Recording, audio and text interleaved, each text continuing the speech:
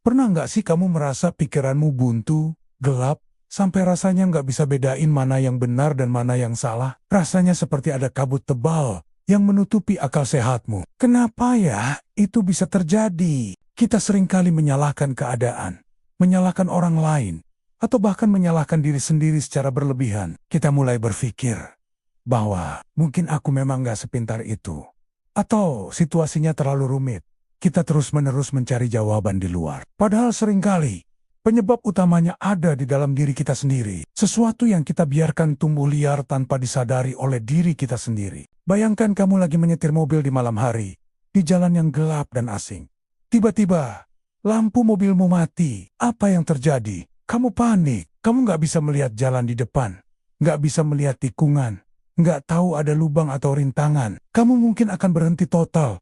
Atau lebih parahnya, terus nekat maju dan akhirnya celaka. Kegelapan itu membuatmu kehilangan arah dan kemampuan untuk mengambil keputusan yang benar. Begitulah rasanya ketika pikiran kita digelapkan. Kita tahu kita harusnya bergerak maju, tapi kita tidak tahu kemana. Kita tahu ada keputusan yang harus diambil, tapi kita ragu-ragu karena tidak bisa melihat konsekuensinya dengan jernih. Nah, seringkali yang mematikan lampu pikiran kita itu adalah hawa nafsu, keinginan daging yang tidak terkendali, entah itu kemarahan yang meluap-luap, keinginan untuk memiliki sesuatu yang bukan hak kita, iri hati yang membakar, atau bahkan nafsu duniawi lainnya yang kita biarkan menguasai hati. Saat kita terus-menerus menuruti keinginan itu, pelan-pelan tapi pasti, akal sehat kita menjadi tumpul dan akhirnya gelap. Firman Tuhan mengingatkan kita dengan sangat jelas tentang hal ini. Dalam Efesus 4 ayat 18 dikatakan, dan pengertian mereka telah menjadi gelap, sehingga mereka jauh dari hidup persekutuan dengan Tuhan, karena kebodohan yang ada di dalam mereka,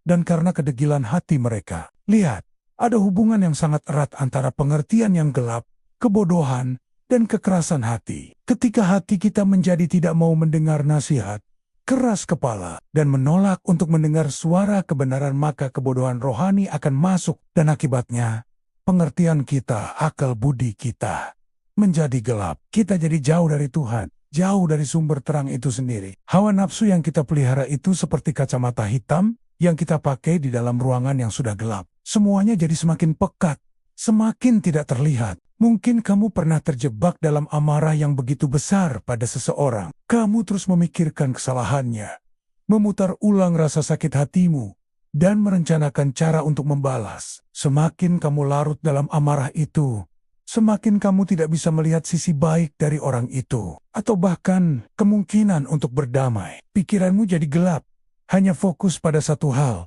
pembalasan. Kamu tidak bisa berpikir jernih tentang dampaknya pada hubunganmu, pada kedamaian hatimu, bahkan pada kesehatanmu sendiri. Itulah hawa nafsu dalam hal ini, kemarahan yang menggelapkan akalmu. Atau mungkin kamu sedang dilanda iri hati melihat kesuksesan temanmu. Kamu melihat postingan media sosialnya, pencapaian karirnya, kebahagiaan keluarganya, dan hatimu terasa panas. Pelan-pelan, pikiranmu mulai mencari-cari kekurangan temanmu, meremehkan usahanya, bahkan berharap dia gagal. Kamu tidak lagi bisa ikut berbahagia untuknya. Akal sehatmu yang seharusnya berkata, aku bisa belajar darinya, atau aku bisa bersyukur dengan apa yang kumiliki, kini menjadi gelap oleh rasa iri. Kamu hanya melihat apa yang tidak kamu miliki, bukan berkat yang sudah Tuhan berikan. Solusinya bagaimana? Jika kegelapan itu disebabkan karena kita jauh dari sumber terang, maka satu-satunya jalan adalah kembali mendekat kepadanya. Nyalakan kembali lampu itu. Sadari bahwa hawa nafsu itu adalah saklar yang mematikan terang di dalam pikiranmu. Akuilah di hadapan Tuhan akan kelemahanmu dengan berkata, Tuhan, hatiku dikuasai amarah, atau Tuhan, aku iri hati.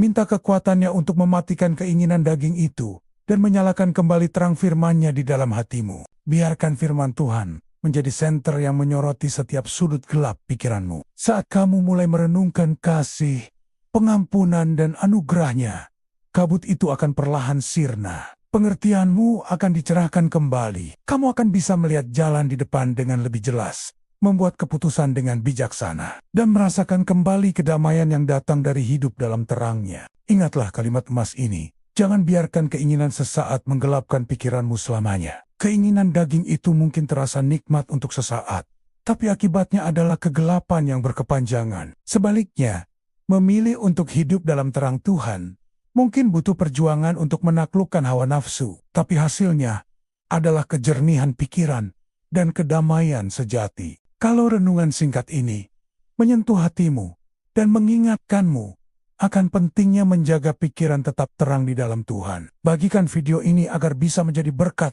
bagi lebih banyak jiwa. Siapa tahu ada teman atau keluarga kita yang sedang berjalan dalam kegelapan dan butuh diingatkan untuk kembali kepada Sang Sumber Terang. Mari kita ambil waktu sejenak untuk merenung. Adakah hawa nafsu yang sedang berusaha menggelapkan pikiranmu saat ini? Kenali itu, akui di hadapan Tuhan, dan mintalah terangnya untuk menyinari hatimu kembali. Tuhan, terima kasih untuk firman-Mu yang menjadi pelita bagi kaki kami dan terang bagi jalan kami. Ampuni kami jika seringkali kami membiarkan hawa nafsu menggelapkan pengertian kami, sehingga kami jauh dari-Mu. Terangi hati dan pikiran kami, ya Tuhan, agar kami dapat selalu berjalan dalam kebenaran-Mu dan membuat keputusan yang memuliakan nama-Mu.